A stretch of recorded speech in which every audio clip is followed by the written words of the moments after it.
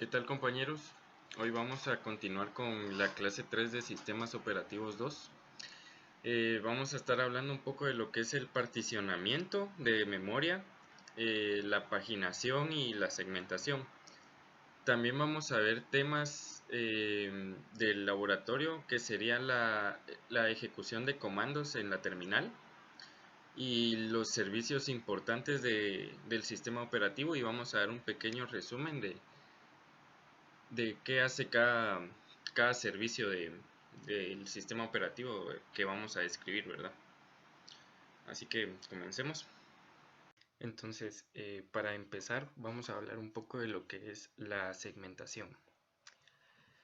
El trabajo de un compilador en sí es traducir el código que escribe el programador y hacer que lo pueda entender la computadora.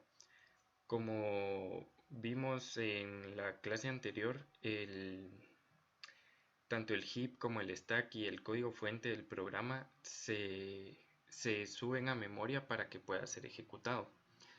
En los kernel de tipo monolítico, la memoria se repartía básicamente solo entre el sistema operativo y un proceso. Entonces, solo ponía lo que es el sistema operativo al inicio de la memoria y luego colocaba el proceso, obviamente, que se estaba ejecutando en ese momento. Debido a esto, empezaron a nacer los sistemas operativos que son multiprogramados. Los sistemas operativos multiprogramados son aquellos que pueden tener varios procesos ejecutándose a la vez. Bueno, no es a la vez, ya habíamos hablado de que no se ejecutan al mismo tiempo, sino que se intercalan en intervalos de tiempo muy pequeños. Y debido a esto, de que pueden tener varios procesos ejecutándose a la vez, el sistema operativo debía de encargarse de repartir la memoria disponible a todos esos procesos.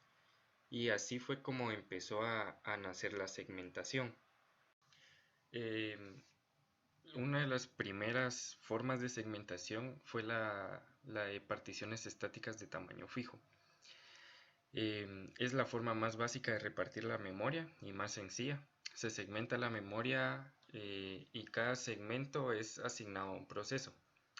El problema de este método de segmentación es que produce mucha fragmentación interna. Suponiendo que tengamos la memoria y ya la tengamos segmentada en tamaños fijos e iguales, puede venir, digamos, el proceso 1, que va a caber aquí perfectamente, el proceso 2, que va a venir y va a dejar un poco de espacio en su segmento, ¿verdad? Luego el proceso 3, que también cabe muy bien en su segmento. Luego vendría el proceso 4, que es muy pequeño y deja bastante espacio. Y luego vendría el proceso 5. Supongamos que el proceso 5 es más grande del espacio restante. Eso es de los primeros problemas que se dio con este tipo de segmentación, que a pesar de que tengamos el espacio, no cabe en ciertos segmentos, entonces estos procesos dejaban de ejecutarse. Y como bien decía en la diapositiva, tenemos el problema de la fragmentación interna. Por ejemplo, en este bloque, en este segmento que era del proceso 2, tenemos este espacio. En este bloque del proceso 4 tenemos este espacio, que son partes dentro de un segmento que no están siendo utilizadas. Ahora bien, otro método de segmentación es utilizar particiones estáticas de tamaño variable.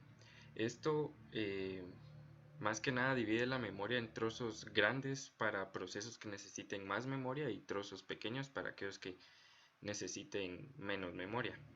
El problema es de que también produce fragmentación interna. Un ejemplo sería algo como esto, en el que tenemos la memoria dividida en trozos de diferente tamaño. Estos tamaños, bueno, yo conozco dos métodos para seleccionar los tamaños. Un método es usar 2 a la n, ¿verdad? Este sería 2 a la 1, 2 a la 2, 2 a la 3, 2 a la 4, 5, 6 y así hasta 2 a la n. Y otro método que se utiliza también es la sucesión de Fibonacci. Utilizando, digamos, la sucesión de Fibonacci es 1, 1, 2, 3, 5, 8, 13, 21, creo que es el siguiente. Entonces, así va asignando los espacios. Pero suponiendo de que aparece el proceso 1 pues le busca un lugar en donde más se acople. Luego el proceso 2 también le buscaría un lugar donde quede bien acoplado. Este proceso 3 también le buscaría un lugar más idóneo para él, donde quepa perfectamente. Igual con el proceso 4. Pero nos volvemos a topar con el mismo problema de que pueden llegar a haber procesos que sean mucho más grandes que los segmentos asignados. Y como ya habíamos dicho, existe el caso de que cree cierta fragmentación interna, ¿verdad? Ahora bien, como habrán visto, las particiones de tamaño fijo siempre nos van a crear el problema de que puede que exista algún proceso de un tamaño mayor a los tamaños fijos que ya están establecidos y este proceso no se va a ejecutar. Y la prioridad, bueno, una de las prioridades del sistema operativo es que todos los procesos puedan ser ejecutados. Entonces, también eh, nació las particiones dinámicas, donde cada proceso va utilizando la memoria como la va necesitando. El problema este es que produce fragmentación externa. Un ejemplo podría ser de que tengamos aquí la memoria sin particiones porque se van a crear dinámicamente.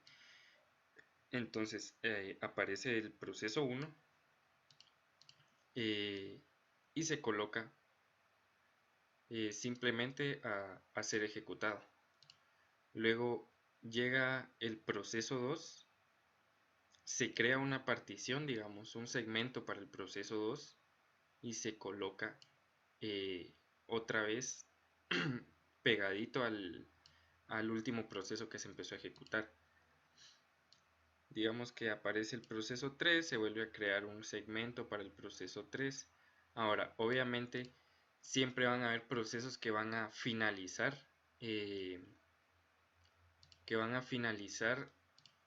mientras otros procesos llegan a empezar a ejecutarse, ¿verdad? Entonces, ¿qué pasa si viene el proceso 2 y termina? Se acaba el proceso 2 y entonces el proceso 4 empieza a ejecutarse. Ahora el proceso 4 pues ya acaba y ya se puede ejecutar. Entonces nos quedan espacios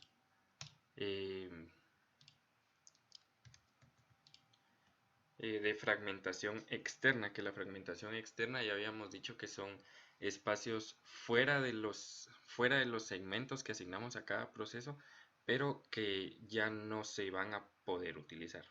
Y la pregunta es, ¿por qué no utilizar esos espacios de memoria que quedan vacíos dividiendo un programa, así como lo habíamos dicho en la clase anterior, que el programa se dividía y se ponía en varios pedazos de la memoria? Bueno, antes un programa era necesario que se cargara completo y secuencialmente, o sea,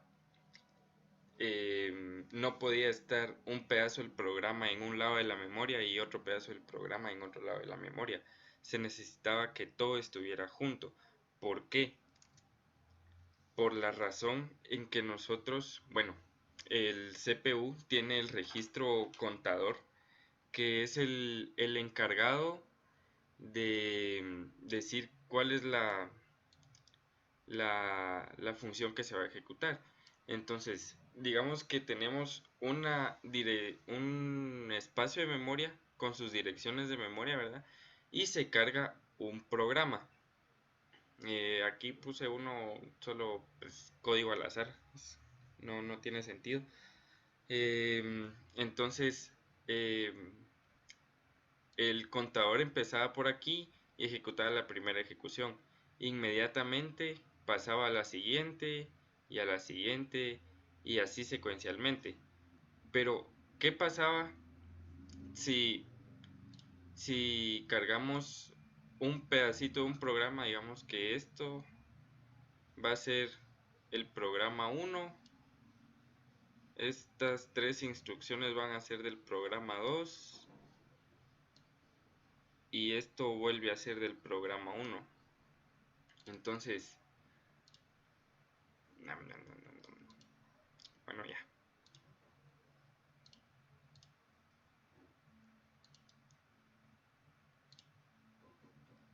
Ahora, lo que sucedería es de que cuando empiece a contar desde aquí, a ejecutar esta instrucción, luego esta, luego pasaría a la siguiente y, bueno, caería en un error bastante grande porque estaría ejecutando las instrucciones de otro programa, pensando que está en el mismo programa, cuando debería haber hecho algo así como ejecutar esta y después saltarse hasta acá y acá, ¿verdad? Pero por eso se necesitaba antes que el programa se cargara total y completamente y de forma continua. Pero por eso era de que no se podía aprovechar bien la memoria. Y debido a esta situación nació la paginación. Bueno, ¿y qué es esto de la paginación? Bueno, imaginemos que ahora tenemos nuestro programa así, que van a ser pues relativamente eso, bueno, aquí tenemos 3 páginas que van a poder estar en desorden. Obviamente estas páginas tienen que estar numeradas. Tenemos la página 1, la 2 y la 3.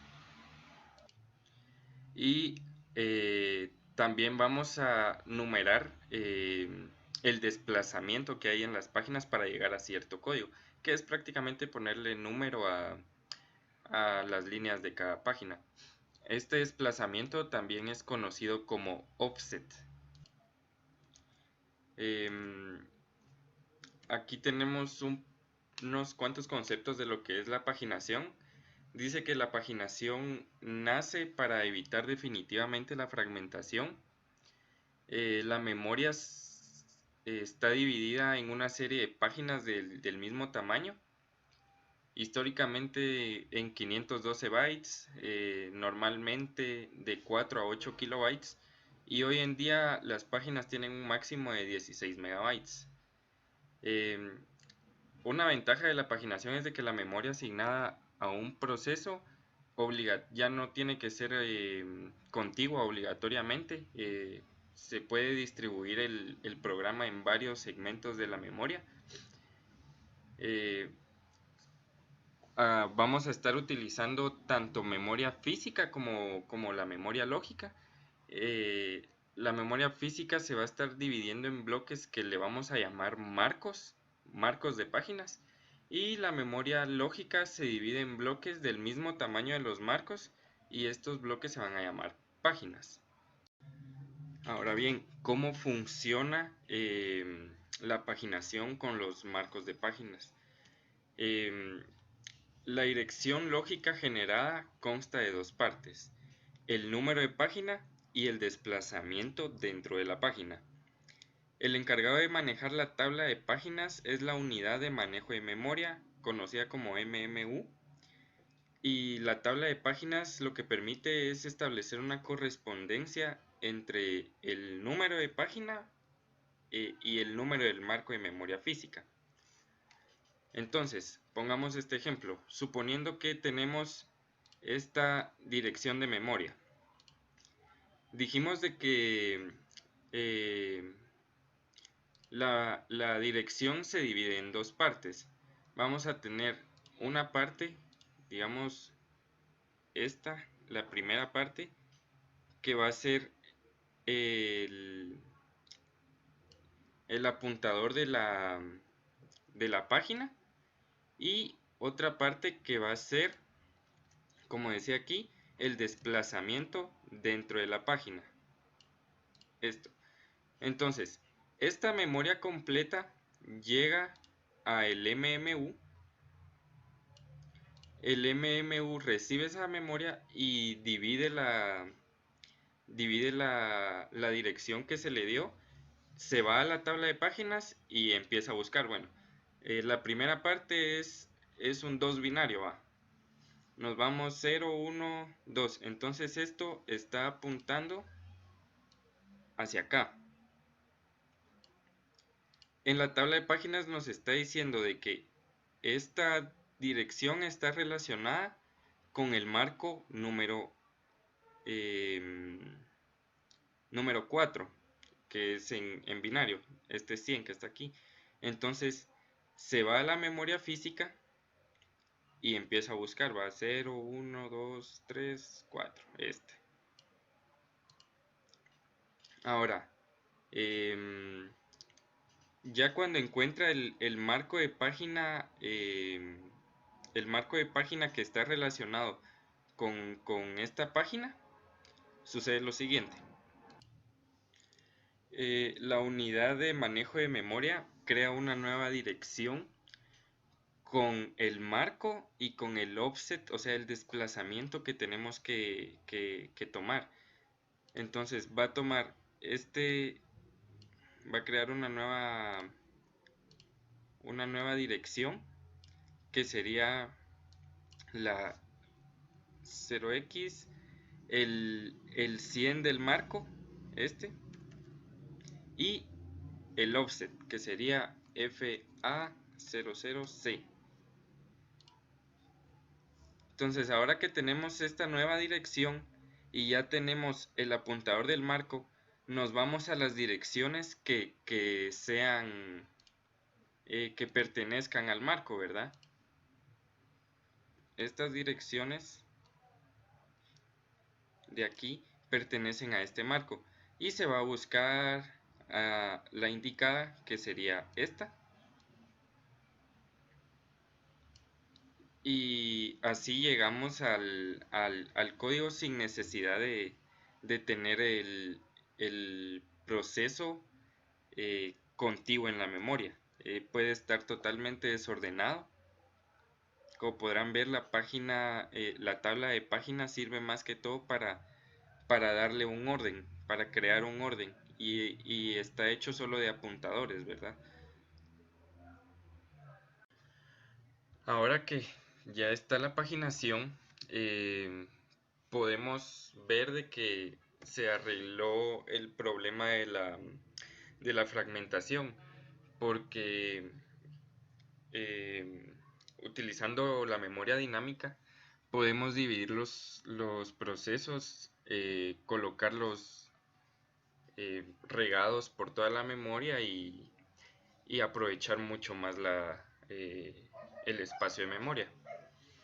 Pero como nada es perfecto, la paginación también tiene ciertos problemas, como lo es el acceso a la memoria. El problema de la paginación es que debe hacer 2 veces acceso a la memoria. Uno para consultar la tabla de páginas y el otro para consultar la memoria del marco, ¿verdad? La primera llega a la memoria de las páginas porque la tabla de páginas está en memoria y tiene que estar buscando, y luego cuando encuentra el marco se tiene que ir a la memoria física y buscar todos los marcos. Para evitar esto se creó algo llamado TLB, que no es más que un buffer cercano al procesador que almacena todas las traducciones. Entonces lo que hace es de que, como podemos ver, la traducción no es muy difícil, es solo tener la página, el desplazamiento que es el offset, y lo traducimos en la dirección real. Entonces lo que sucede aquí es que ahora nos va a llegar la dirección de memoria que va a entrar a nuestra unidad de manejo de memoria, y la unidad de memoria lo que va a hacer es de que le va a consultar a nuestro buffer, a nuestro traductor. Este traductor se encarga de hacer la traducción de forma muy rápida, ¿verdad? Y aquí lo que nos daría como resultado sería la traducción que habíamos dicho que era 100 y el offset, ¿verdad? El offset que es FA00C. Ahora, esto solo sucede obviamente si no hay ningún fallo. En el caso de que sí haya un fallo, pues el TLB va a tener que entrar otra vez a la tabla de páginas, ¿verdad? Y hacer todo el proceso que ya habíamos hecho anteriormente para crear la traducción. Obviamente va a ser un poquito más lento, pero sigue siendo mucho más eficiente, se aprovecha más la memoria y aprovechamos bastante lo que es la tecnología de la paginación. La paginación nos lleva a otro tema importante que es la memoria virtual. La memoria virtual nos permite realizar toda la carga, no realizar más bien, nos permite no realizar toda la carga del programa en memoria, sino únicamente lo que nos interesa.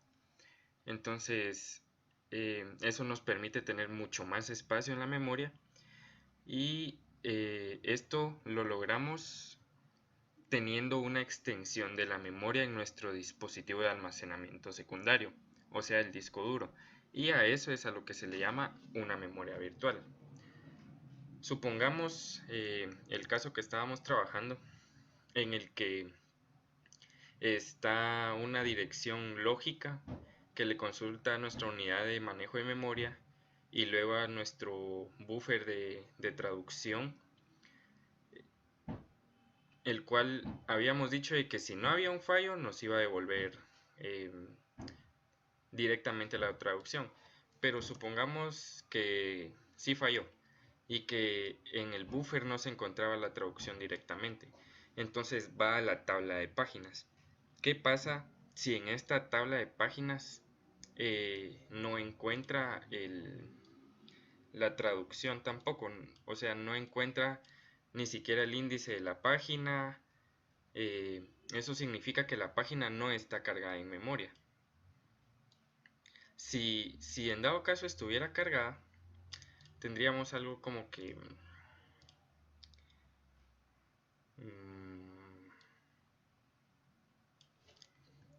a copiar esto, sale aquí. Si no hay ningún fallo, si encuentra la página en la tabla de páginas, pues simplemente va a la memoria y la memoria pues nos devuelve el valor ya traducido, ¿verdad? Que otra vez, como habíamos dicho, para este ejemplo práctico que tenemos aquí era y el offset que es este.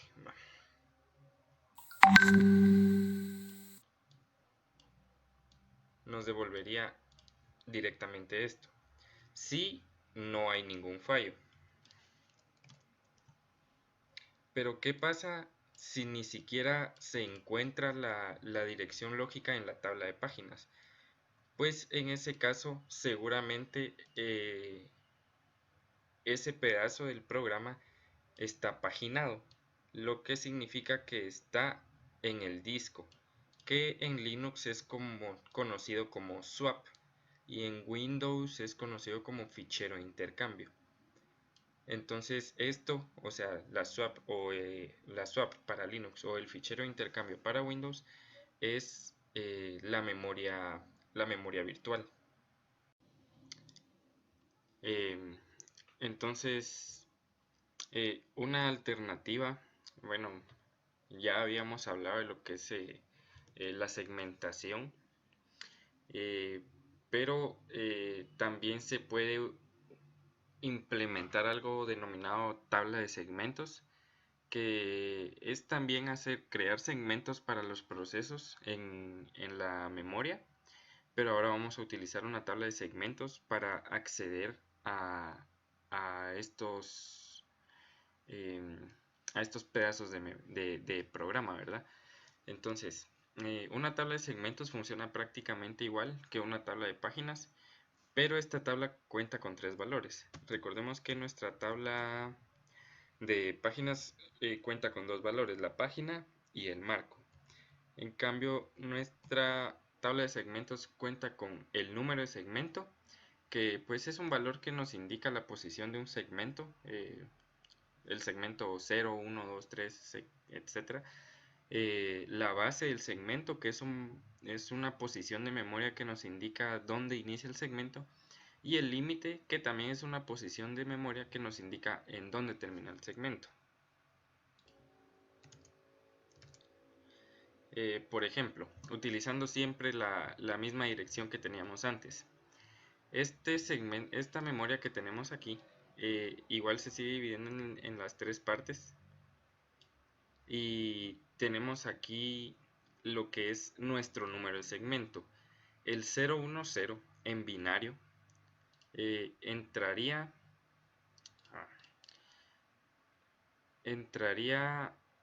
aquí. Va a la tabla de segmentos y busca el número de segmento 3, que eso nos apuntaría hacia acá, nuestro segmento 3. Luego está la base. La base es un valor que nos va a indicar en dónde comienza nuestro segmento, o sea, aquí. Hacia ahí nos va a apuntar este valor. Y por último tendríamos lo que es el límite, que nos diría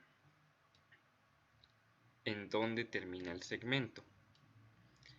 Esto es importante debido a la cantidad de programas que vamos a tener cargados, para proteger nuestros programas y evitar que el IP se nos salte o se nos desfase en la memoria y empiece a ejecutar otro programa de la nada, ¿verdad? Ahora bien, el límite, habíamos dicho que nos sirve para eso, pero para poder validarlo necesitamos lo que antes habíamos denominado como el MMU, que era nuestra unidad de manejo de memoria. ¿Y cómo funciona? Pues el MMU va a recibir lo que es el límite, y también va a recibir, vamos a ver qué colorcito le ponemos, también va a recibir el offset, y va a ser una validación que sea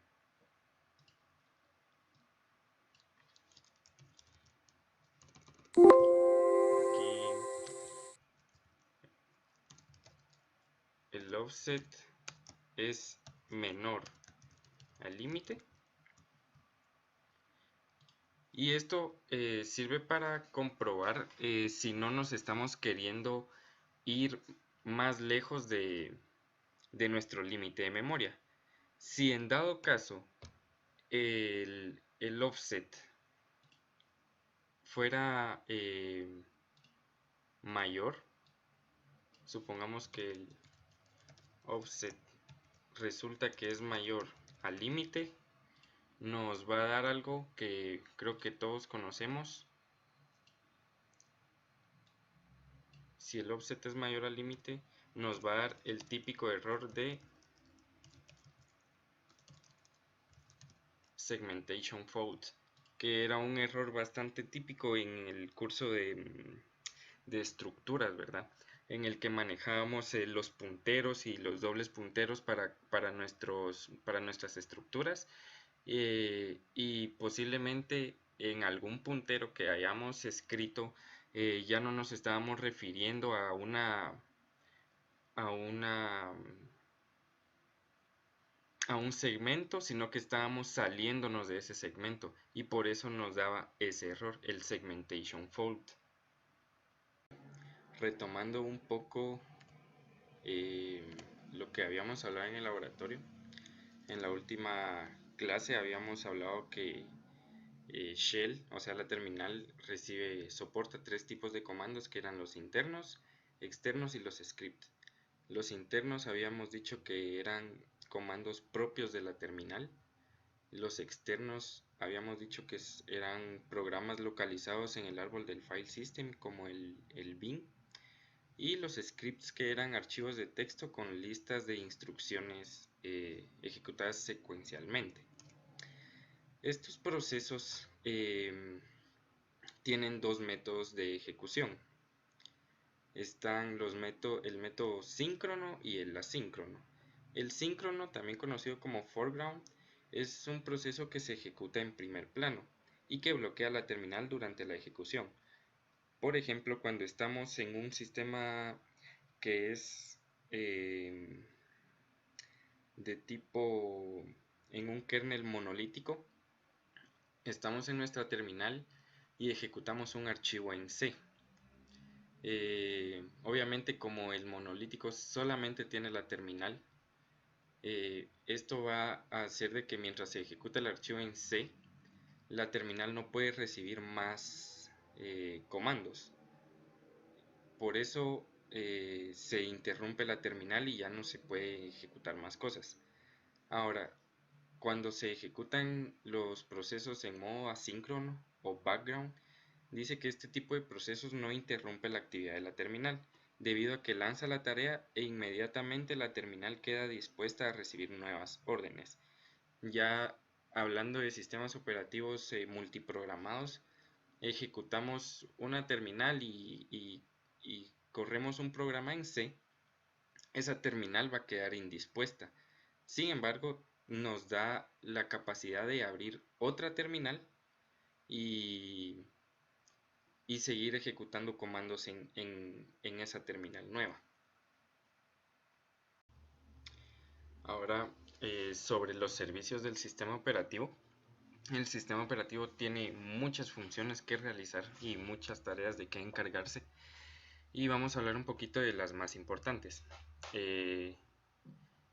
Entre las más importantes está la creación de procesos, que el sistema tiene que poder cargar un programa y ejecutar dicho programa, ¿verdad?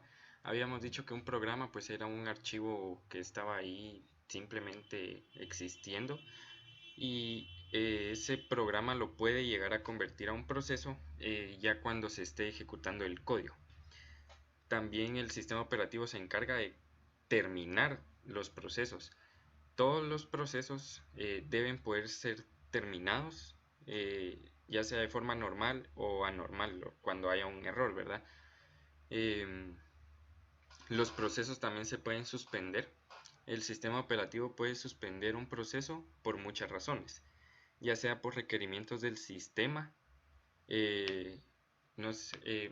Recuerdan que habíamos hablado del proceso de la compactación. Eso digamos que es un requerimiento del sistema en el cual los procesos son suspendidos para poder cambiar su ubicación en la memoria, cambiar su registro base y después volverlo a ejecutar. O también con operaciones de entrada-salida, que suponiendo que hay dos procesos que necesitan utilizar algún dispositivo de entrada-salida, digamos, podría ser la impresora, que Word esté queriendo imprimir una hoja y Excel esté queriendo imprimir otra cosa. Entonces, depende de la prioridad de los procesos, se suspende uno para que pueda funcionar el otro. También existe la comunicación entre procesos, la cual se encarga el sistema operativo. La comunicación se puede implementar utilizando memoria compartida. Ese procedimiento es en el que el sistema operativo transfiere paquetes de información entre varios procesos para que estos se puedan comunicar. Digamos que un proceso le dice al otro, mira, en este momento voy a necesitar la impresora. Otra tarea importante del sistema operativo es el control de procesos. Normalmente se usa el método round robin, que es una programación preventiva en la que a cada proceso se ejecuta de manera cíclica. A esto nos referimos con que a cada segmento del proceso que se está ejecutando se le asigna un tiempo conocido como quantum de tiempo. El quantum de tiempo es la cantidad de tiempo que tiene permitida una parte del proceso de estarse ejecutando. Cada proceso que esté presente en la cola para el procesamiento, la CPU le asigna el quantum de tiempo. Si el proceso termina antes de que termine el quantum de tiempo, pues se da por finalizado. Sin embargo, si no termina, lo que sucede es de que se regresa a la cola de espera. El sistema operativo también se encarga de la administración de memoria, que es todo lo que acabamos de ver en la clase, que es el manejo de memoria virtual, el swapping, la paginación, la segmentación y todo eso. También se encarga de la administración de los dispositivos. A dispositivos nos referimos con los dispositivos tanto de entrada como de salida. Dispositivos de entrada pueden ser el mouse, el micrófono, escáner y el teclado. Y dispositivos de salida como el monitor, impresora y bocinas. Existe algo que se llama el principio de independencia de dispositivos, que significa que todos los dispositivos son tratados como iguales. Este principio dice que es el proceso que permite que la aplicación de un software funcione en una amplia variedad de dispositivos, independientemente del hardware local donde se esté implementando el software. Todos los dispositivos se deben de usar con el mismo conjunto de instrucciones y se tratan como un archivo. Y gracias a esto fue que nació lo que es el plug and play. Antes, cuando se creaba un software, funcionaba únicamente bajo cierto hardware, ¿verdad? Y nada más. Pero esto creaba un problema, hacía que las computadoras fueran muy caras. Si uno quería tener un mouse diferente no se podía, ¿verdad? Solo el que traía la computadora. Entonces, con este principio de la independencia de dispositivos, se empezó a estandarizar un poco más lo que era el software para los dispositivos y que con el mismo software, o sea, el mismo conjunto de instrucciones, se manejara un dispositivo aunque no fuera ni del mismo proveedor ni la misma marca, y que fuera otro tipo de dispositivo.